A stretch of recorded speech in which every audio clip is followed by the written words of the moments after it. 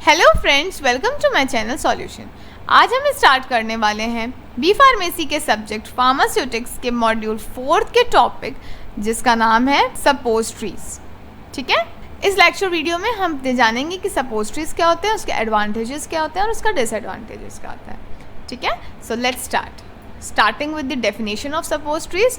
A suppository is a dosage form used to deliver medications by insertion into the body orifice where it dissolves or melts to exert local or systemic actions. ठीक है, there are 3 types of suppositories, each to insert into different sections such as rectal suppositories into rectum, vaginal suppositories into vagina and urethral suppositories into the urethra of the male. ठीक है, देखिए suppositories जो होता है वो एक ऐसा doses form है। ये बेसिकली डोसेस फॉर्म क्या होते हैं, जिसको हम ड्रग जिस तरह से हम एडमिनिस्टर करते हैं उसको जिस फॉर्म में उसे हम कहते हैं डोसेस फॉर्म।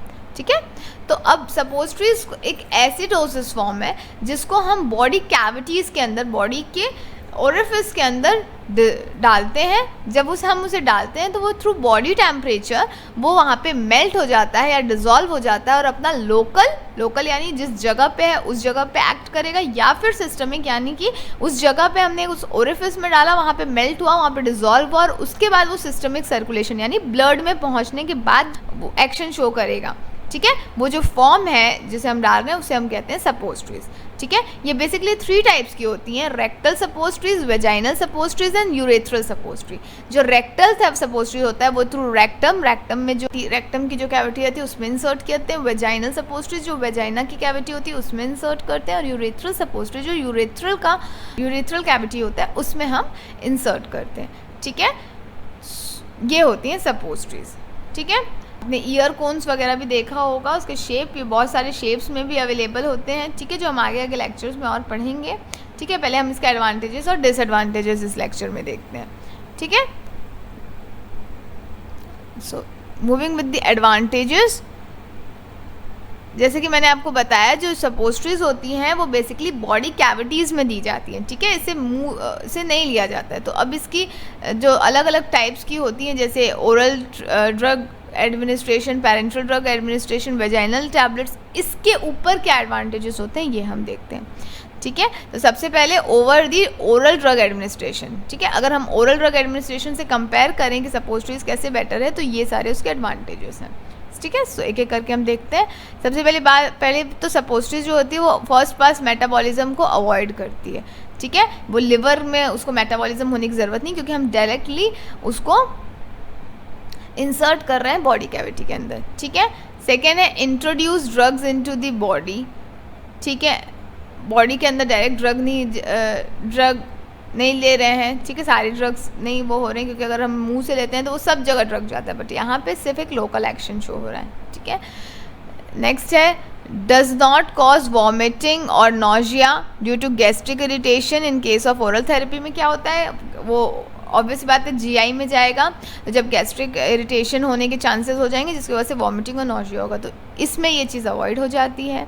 ठीक है, यूज़ बिफोर सर्जरी के पहले यूज़ कर सकते हैं, लेकिन ओरल थेरेपीज हम ओरली नहीं दे सकते ड्रग को। लेकिन अगर रेक्टल और यूरेथ्रल सपोजिटरीज है तो हम उसको सर्जरी का, अगर पेशेंट अनकॉन्शियस भी है तो हम उसको दे सकते हैं। ठीक है, beneficial for patient suffering from severe vomiting, अगर किसी पेशेंट को बहुत वॉमिटिंग हो रही है तो ऑब्वियस ही बात है उस केस में भी हम यूज़ कर सकते हैं।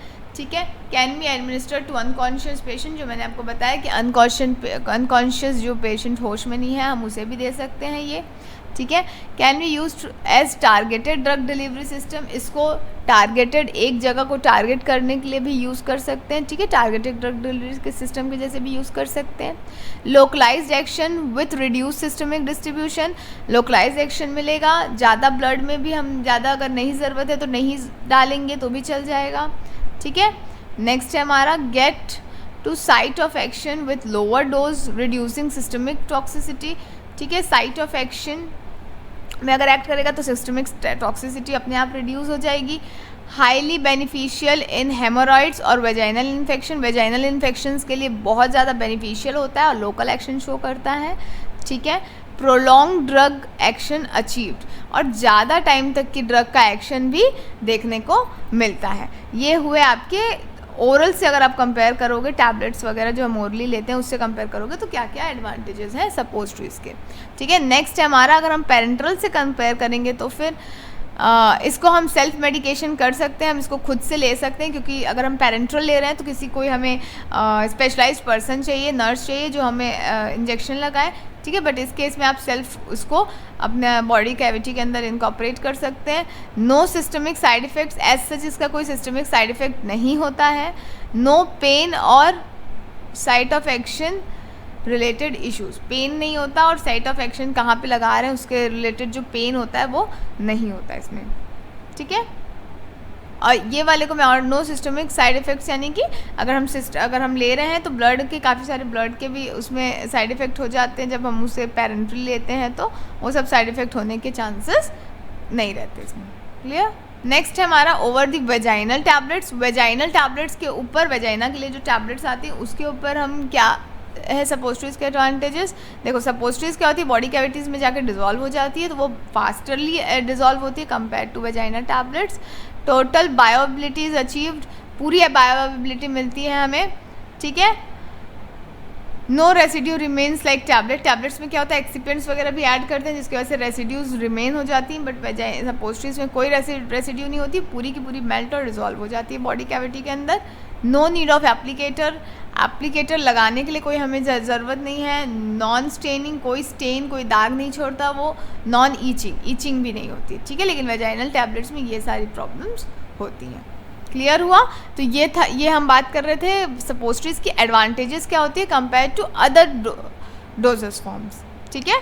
अब हम देखते हैं उसके डिसएडवांटेजेस क्या होते हैं सपोजिटरीज के, ठीक है।